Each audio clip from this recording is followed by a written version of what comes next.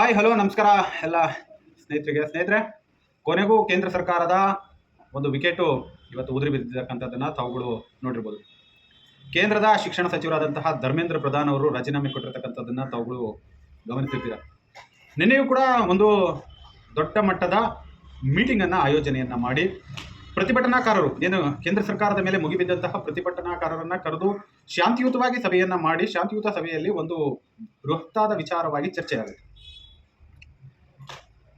ಶಾಂತಿಯುತವಾಗಿ ಪ್ರತಿಭಟನೆ ಮಾಡ್ತಿದ್ದಂತಹ ಪ್ರತಿಭಟನಾಕಾರರ ಮೇಲೆ ಇರುವಂತಹ ಕೇಸನ್ನ ಹಾಕಲ್ಲ ಅಂತ ಹೇಳಿದಂತಹ ಕೇಂದ್ರ ಸರ್ಕಾರದ ಒಂದೇ ಒಂದು ಹೇಳಿಕೆಗೆ ಜಂತ್ರಿ ಜಿರಳೆಗಳು ಅನ್ನುವಂಥ ಪದವನ್ನು ಬಳಕೆ ಮಾಡಿಕೊಂಡು ಕುಣಿದು ಕುಪ್ಪಳಿಸ್ತಾ ಇದ್ದಾರೆ. ಕೇಂದ್ರ ಸರ್ಕಾರ ಹೇಳಿಕೆ ಕೊಟ್ಟಿದ್ದು ಸತ್ಯ, ನಾವು ಗೆದ್ಬಿಟ್ವಿ ಅನ್ನೋ ಲೆಕ್ಕಾಚಾರಕ್ಕೆ.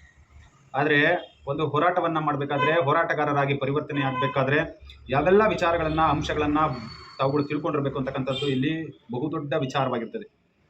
ಹೋರಾಟದ ನೇತೃತ್ವವನ್ನು ವಹಿಸಿಕೊಂಡವರು ಹೇಗೆ ಬೇಕಾದರೂ ಕೂಡ ಬದಲಾವಣೆಗಳಾಗಬಹುದು. ಆದರೆ ಹೋರಾಟದಲ್ಲಿ ಭಾಗಿಯಾದಂತಹ ವ್ಯಕ್ತಿಗಳಿಗೆ ಇತ್ತೀಚಿನ ದಿನಗಳಲ್ಲಿ ಬಂದಂತಹ ತಂತ್ರಜ್ಞಾನಗಳ ಮುಖಾಂತರವಾಗಿ, ಅದು AI ಆಧಾರಿತವಾದಂತಹ ತಂತ್ರಜ್ಞಾನಗಳಾಗಬಹುದು ಮತ್ತು ಇತ್ತೀಚೆಗೆ ಎಲ್ಲ ಪೊಲೀಸ್ ಇಲಾಖೆಗಳಲ್ಲಿ ಇರ್ತಕ್ಕಂತಹ ಕ್ಯಾಮ್ರಾಗಳ ಆಧಾರಿತವಾದಂತಹ ಫೇಸ್ ರೆಕಗ್ನೈಸೇಷನ್ಗೆ ಸಂಬಂಧಪಟ್ಟಂತಹ ವಿಚಾರವಾಗಿಯೂ ಕೂಡ ತಾವುಗಳು ಸೂಕ್ಷ್ಮವಾಗಿ ಅರಿತು ನಾವು ಯಾವ ವಿಚಾರಕ್ಕೆ ಹೋರಾಟವನ್ನ ಮಾಡ್ತಾ ಇದ್ದೀವಿ ಅದರಿಂದ ಯಾವುದೇ ಕಾರಣಕ್ಕೂ ವಿಮುಖ ಆಗಬಾರದು ಅಂತಕ್ಕಂತಹ ಒಂದು ಉದ್ದೇಶವನ್ನ ಇಟ್ಕೊಂಡು ತಮ್ಮಗಳಿಗೆ ಈ ವಿಡಿಯೋ ಮುಖಾಂತರವಾಗಿ ಮಾಹಿತಿಗಳನ್ನ ಕೊಡೋದಕ್ಕೆ ಇಷ್ಟಪಡ್ತೇನೆ.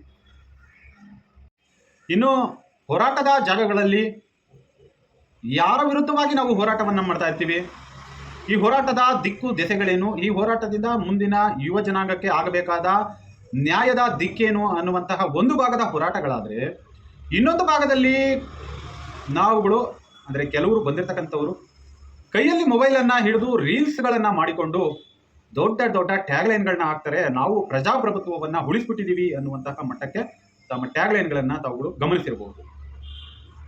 ಇನ್ನು ಇನ್ಸ್ಟಾಗ್ರಾಮ್ನಲ್ಲಿ ಕ್ರಾಂತಿಕಾರಿಗಳನ್ನು ಒಂದನ್ನು ಮರೆತು ಬಿಟ್ಟಿದ್ದಾರೆ. ಇನ್ಸ್ಟಾಗ್ರಾಮು, ಫೇಸ್ಬುಕ್ ಅದು ಇತ್ತೀಚಿನ ದಿನಗಳಲ್ಲಿ ಇನ್ಸ್ಟಾ ಅಂತಕ್ಕಂಥದ್ದು ಅಷ್ಟು ದೊಡ್ಡ ಮಟ್ಟಕ್ಕೆ ಫೇಮಸ್ ಆಗಿ ಒಂದು ವ್ಯಾಲ್ಯೂಬಲ್ ನಿಮಗೆ ಸ್ಟೇಜನ್ನು ತಗೊಂಡು ಬಂದು ಕೊಡ್ತಾ ಇದೆ. ಹಾಗಾಗಿ ಅತಿ ಹೆಚ್ಚು ವಿಡಿಯೋಗಳು ಇನ್ಸ್ಟಾದಲ್ಲೇ ಡೌನ್ಲೋಡ್ ಆಗಿರ್ತಕ್ಕಂಥದ್ದನ್ನು ತಾವುಗಳು ಗಮನಿಸಿರ್ತೀರ.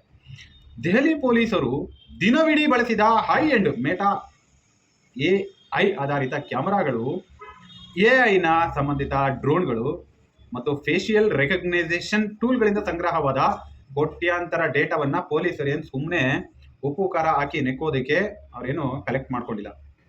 ಇದನ್ನು ಕೂಡ ಹೋರಾಟಗಾರರಾದಂಥವರು ಸೂಕ್ಷ್ಮವಾಗಿ ಅರಿತುಕೊಳ್ಬೇಕಾದಂಥದ್ದು. ಏಕೆಂದರೆ ಇವತ್ತಿನ ಯುವಕರು ಭವಿಷ್ಯದ ಭಾರತದ ಭವ್ಯ ಭಾರತವನ್ನು ಕಟ್ಟಬೇಕಾದಂತಹ ಪ್ರಜೆಗಳು. ಯಾರದೋ ಒಂದು ವಿಚಾರಕ್ಕೆ ಇನ್ಯಾರಿಗೋ ಬಲಿಯಾಗ್ತಕ್ಕಂತಹ ವಿಚಾರಗಳನ್ನ ತಾವುಗಳು ಎಷ್ಟು ಸೂಕ್ಷ್ಮವಾಗಿ ಅರಿತಿರಬೇಕು ಇಂದಿನ ಕಾಲದ ಹೋರಾಟಗಳಲ್ಲಿ ಅಂತಕ್ಕಂಥದ್ದಕ್ಕೆ ಇದೊಂದು ಸೂಕ್ಷ್ಮವಾದ ವಿಚಾರವಾಗಿರುತ್ತೆ ಸ್ನೇಹಿತರೆ. ಖಂಡಿತವಾಗಿಯೂ ಕೂಡ AI ಡೇಟಾಬೇಸ್ ಅನ್ನುವುದು ಈ ಕ್ರಾಂತಿಕಾರಿಗಳ ಕಾಲಿಗೆ ಬಿದ್ದಂತಹ ಕಾಣದ ಸಂಕೋಲೆ. ನಿಮ್ಗಳಿಗೆ ಅದು ಕಾಣೋದೇ ಇಲ್ಲ. ಈ ಕಾಣದೇ ಇರುವಂತಹ ಒಂದು ಸಂಕೋಲೆಯ ಒಳಗಡೆ ತಾವುಗಳು ಹೇಗೆಲ್ಲ ಸಿಗಾಕೊಂಡಿರ್ತೀರ ಅಂತಕ್ಕಂಥದ್ದನ್ನ ಮುಂದಿನ ದಿನಗಳಲ್ಲಿ ತಾವುಗಳು ಸೂಕ್ಷ್ಮವಾಗಿ ಗಮನಿಸಬೇಕು ಮತ್ತು ಮುಂದಿನ ಆಗು ಹೋಗುಗಳ ಬಗ್ಗೆಯೂ ಕೂಡ ತಾವುಗಳು ಸೂಕ್ಷ್ಮವಾಗಿ ಅರಿತಿರಬೇಕಾಗುತ್ತೆ ಕಾನೂನಿನ ವಿಚಾರಗಳಲ್ಲಿ.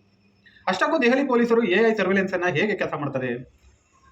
ನೀವು ರಸ್ತೆಯಲ್ಲಿ ನಿಂತು ಮೈಕ್ನಲ್ಲಿ ಚೇರಿದಾಗ ಪೊಲೀಸರ ಬರೀ ಲಾಠಿ ಹಿಡಿದು ನಿಂತಿರಲ್ಲ, ಅವರ ಎದುರಿಗಿದ್ದ ಹೈಟೆಕ್ ಸಿಸ್ಟಮ್ ಹೇಗೆ ಕೆಲಸ ಮಾಡುತ್ತೆ.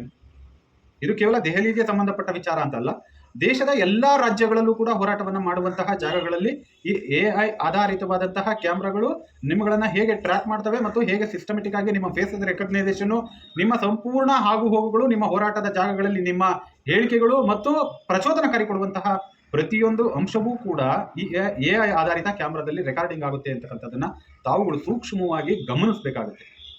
ಏಕೆಂದರೆ ಇವತ್ತು ಹೋರಾಟದ ದಿಕ್ಕುಗಳು ಯಾವ ರೀತಿಯಾಗಿ ಬದಲಾವಣೆ ಆಗ್ತವೆ, ಯಾರು ಬಂದು ತಮ್ಮ ಬೇಳೆಕಾಳುಗಳನ್ನು ಬೇಯಿಸ್ಕೊಳ್ತಾರೆ ಅಂತಕ್ಕಂಥದ್ದನ್ನ ಅರಿಯುವಂತಹ ಜನಗಳು ಮತ್ತು ತಮ್ಮ ಆಕ್ರೋಶವನ್ನೇ ಬಂಡವಾಳವನ್ನಾಗಿ ಮಾಡಿಕೊಂಡಂಥವ್ರು ನಿಮ್ಮಗಳನ್ನ ಹೇಗೆ ಪ್ರಚೋದನೆಯನ್ನ ಮಾಡ್ತಾರೆ ಅಂತಕ್ಕಂಥದ್ದನ್ನು ಕೂಡ ತಾವು ಸೂಕ್ಷ್ಮವಾಗಿ ಗಮನಿಸಬೇಕಾದಂತಹ ಅಂಶ. ನೀವು ಮಾಸ್ಕ್ ಹಾಕಿದ್ದರು, ಸನ್ ಗ್ಲಾಸ್ ಅನ್ನ ಹಾಕಿದ್ರು, AI ಕ್ಯಾಮ್ರಾಗಳು ನಿಮ್ಮ ಕಣ್ಣಿನ ಅಂತರ, ಮೂಗಿನ ವಿನ್ಯಾಸ ಮತ್ತು ಮುಖ ಲಕ್ಷಣಗಳನ್ನ ಗಣನೆಗೆ ತೆಗೆದುಕೊಂಡು ಯೂನಿಕ್ ಡಿಜಿಟಲ್ ID ಕ್ರಿಯೇಟ್ ಮಾಡುತ್ತೆ. ನಿಮ್ಮ ಫೇಸ್ ಹೇಗಿದೆ ಅಂತಕ್ಕಂತಹ ವಿಚಾರವಾಗಿ ಈ AI ನಿಮ್ಮದೇ ಆದ ಒಂದು ಫೇಸ್ ರೆಕಗ್ನೈಸೇಷನ್ ಕ್ರಿಯೇಟ್ ಮಾಡುತ್ತೆ. ಅಂದರೆ ನಿಮ್ಮ ಮುಖವೇ ನಿಮ್ಮ ಕೇಸ್ನ ಮುಖ್ಯ ಫೈಲ್ ಆಗಿ ಪರಿವರ್ತನೆ ಆಗುವಂತಹ ಒಂದು ಬಹುದೊಡ್ಡವಾದ ವಿಚಾರ ಇದು ಪೊಲೀಸ್ ಇಲಾಖೆಗೆ ಸಂಬಂಧಪಟ್ಟ ವಿಚಾರ. Jio fencing and tower dump ಅಂತಕ್ಕಂತಹ ಒಂದು ಡೇಟಾ ಬೇಸ್ ಕೂಡ ಇದೆ. ಜಂತರ್ ಮಂತರ್ನ ವ್ಯಾಪ್ತಿಯಲ್ಲಿದ್ದಂತಹ ಪ್ರತಿಯೊಂದು ಆಕ್ಟಿವ್ ಮೊಬೈಲ್ ನಂಬರು ಮತ್ತು IMEI ಸಂಖ್ಯೆ, ಆ ಫೋನ್ಗಳಿಗೆ ಹರಿದು ಬಂದ ವ್ಯಾಟ್ಸಾಪ್ನ ಮೆಸೇಜ್ಗಳು ಮತ್ತು ಕರೆಗಳ ನೆಟ್ವರ್ಕ್ ಮ್ಯಾಪಿಂಗು ಈಗ CRPF ಮತ್ತು ಇಂಟೆಲಿಜೆನ್ಸ್ ಬ್ಯೂರೋ IB ಸರ್ವರ್ನಲ್ಲಿ ಭದ್ರವಾಗಿ ಇರುತ್ತೆ. ಫಂಡಿಂಗು ಮತ್ತು ಪೇಮೆಂಟ್ ಟ್ರೇಲು ಇದ್ರ ಬಗ್ಗೆ ನಾವು ಮಾತಾಡಕ್ಕೆ ಹೋಗೋದಿಲ್ಲ. ಏಕೆ ಅಂದರೆ ಹೋರಾಟಗಾರರು ಯಾವಾಗಲೂ ಕೂಡ ಆಳುವ ಸರ್ಕಾರದ ವಿರುದ್ಧವಾಗಿ ಹೋರಾಟಗಳನ್ನ ಮಾಡಬೇಕಾಗುತ್ತೋ ವಿನಃ ನಾವು ಫಂಡಿಂಗು ಪೇಮೆಂಟ್ ವಿಚಾರವಾಗಿ ಯಾವುದೇ ಕಾರಣಕ್ಕೂ ಕೂಡ ಧ್ವನಿಯನ್ನು ಎತ್ತುವುದಿಲ್ಲ. ಏಕೆಂದರೆ ನಮಗೆ ಗೊತ್ತಿರಬಹುದು, ಇವತ್ತು ಯಾವುದೇ ಒಂದು ಹೋರಾಟಗಳನ್ನ ಮಾಡ್ತೀವಿ ಅಂದ್ರೂ ಕೂಡ ಸರ್ಕಾರಗಳೇ ನಿಗದಿಪಡಿಸಿರುವ ದರವನ್ನು ಕೂಡ ಕಟ್ಟಕ್ಕೆ ಆಗದೇ ಇರೋಷ್ಟು ಮಟ್ಟಕ್ಕೆ ಹೋರಾಟಗಳು ನಿಷ್ಕ್ರಿಯಗೊಂಡಿರ್ತಕ್ಕಂಥದ್ದನ್ನು ತಾವುಗಳು ನೋಡಿರ್ತೀವಿ. ಇವತ್ತು ಕೇಸ್ ಬಿದ್ದಿಲ್ಲ, ಏನು ಹೇಳಿ, ಇವತ್ತು ನಾವು ಏನು ಹೋರಾಟವನ್ನ ಮಾಡ್ತೀವಿ, ಇವತ್ತು ನಮಗೆ ಕೇಸ್ ಬಿದ್ದಿಲ್ಲ, ಆದರೆ ನಾಳೆ ಏನಾಗುತ್ತೆ ಗೊತ್ತಾ? ನಮ್ಮ ಮೇಲೆ ಕೇಸ್ ಇಲ್ಲಪ್ಪ ಅಂತ ಜ್ಯೂಸ್ ಕುಡಿದು ಮನೆಗೆ ಹೋದ ಜನ್ಜಿ ಕ್ರಾಂತಿಕಾರಿಗಳಿಗೆ ಭವಿಷ್ಯದಲ್ಲಿ ಕಾಯುತ್ತಿರೋ ಆಘಾತಗಳು ಒಂದೆರಡಲ್ಲ. ಇವುಗಳನ್ನ ತಾವುಗಳು ಸೂಕ್ಷ್ಮವಾಗಿ ಗಮನಿಸಬೇಕಾಗುತ್ತೆ ಸ್ನೇಹಿತರೆ.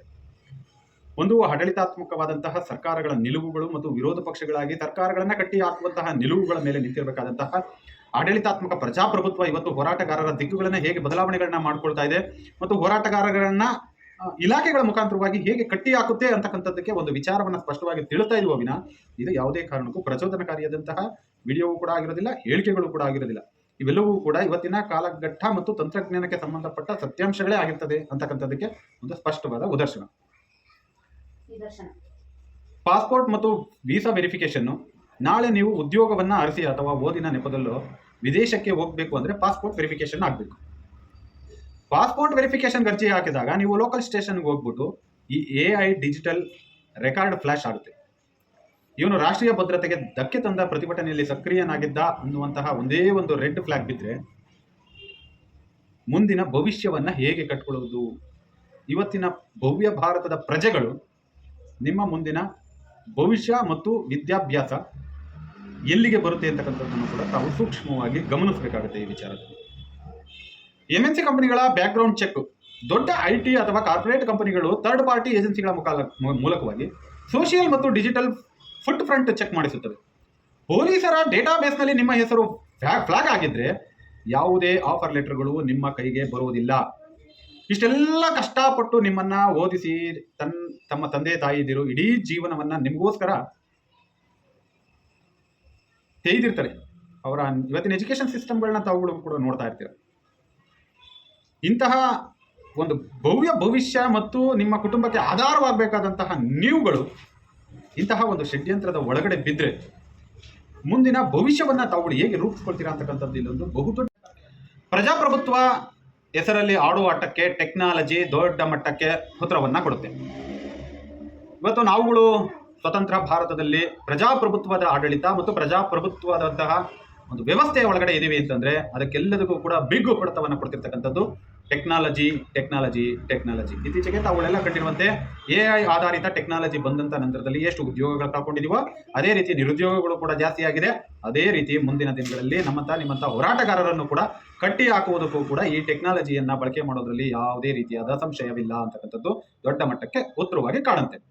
ಡೀಪ್ ಸ್ಟೇಟ್ ಅಂತದೆ, #ಡೀಪ್ ಸ್ಟೇಟ್. ಫಂಡಿಂಗ್ ನಿಂದ ಹಿಡಿದು ಬ್ಯಾನರ್ ಹಿಡಿದು ರಸ್ತೆಗೆ ಇಳಿಯುವುದು, ಜೀನ್ಸ್ ಪ್ಯಾಂಟ್ ಹಾಕಿಕೊಂಡು ಉಪವಾಸದ ನಾಟಕವಾಡುವುದು ಜೆನ್ಜಿ ಗ್ಯಾಂಗ್ಗೆ ಮಜಾ ಅನಿಸಬಹುದು. ಆದರೆ ಮಾಡರ್ನ್ ಸ್ಟೇಟ್ ಕ್ರಾಫ್ಟ್ ಆಧುನಿಕ ಪ್ರಭುತ್ವ ಎನ್ನುವುದು ಲಾಠಿ ಚಾರ್ಜ್ಗಿಂತಲೂ ಕೂಡ ಹೈಟೆಕ್ ಡಿಜಿಟಲ್ ಇಂಟೆಲಿಜೆನ್ಸ್ ಮೂಲಕ ಕೆಲಸವನ್ನ ಮಾಡ್ಕೊಳ್ತದೆ.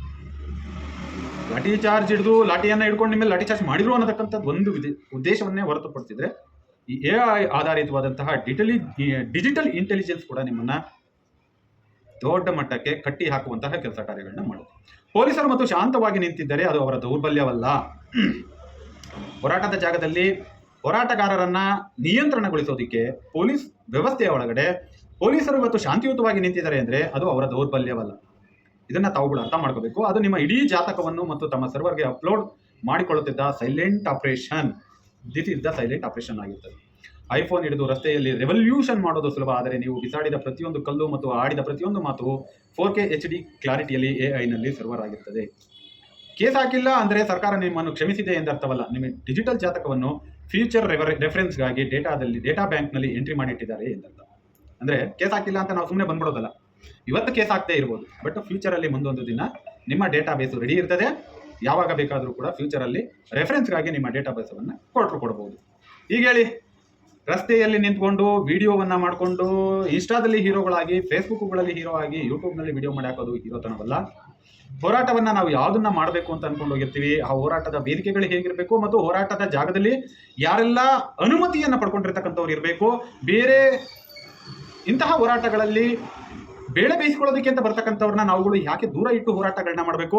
ನಮ್ಮ ಹೋರಾಟದ ಅಜೆಂಡಾ ಯಾವಾಗಲೂ ಕೂಡ ಯಾವುದ್ರ ವಿರುದ್ಧವಾಗಿರ್ತದೆ ಅದರ ವಿರುದ್ಧವಾಗಿ ಮಾತ್ರ ಇರಬೇಕು ಅಂತಕ್ಕಂಥದ್ದಕ್ಕೆ ಒಂದು ಅವೇರ್ನೆಸ್ ವಿಡಿಯೋವಾಗಿ ಈ ವಿಡಿಯೋವನ್ನ ಮಾಡಲಾಗಿದೆಯೋ ವಿನಃ ಬೇರೆ ಯಾರನ್ನೂ ಎದುರಿಸಬೇಕು ಅಂತಕ್ಕಂಥದ್ದಲ್ಲ. ಮತ್ತು ಪ್ರಜಾಪ್ರಭುತ್ವ ಸಂಪೂರ್ಣವಾಗಿ ವಿನಾಶ ಆಗಿದೆ ಅಂತಲ್ಲ. ಪ್ರಜಾಪ್ರಭುತ್ವದಲ್ಲಿ ನಮ್ಮ ಪ್ರಜೆಗಳು ನಮ್ಮನ್ನ ಹೇಗೆ ಕಂಟ್ರೋಲ್ ಮಾಡ್ತಾ ಇದ್ದಾರೆ ಅಂತಕ್ಕಂತಹ ಒಂದು ರೆಫರೆನ್ಸ್ ವಿಡಿಯೋವಾಗಿ ಈ ಒಂದು ವಿಡಿಯೋವನ್ನ ಮಾಡಲಾಗಿದೆ.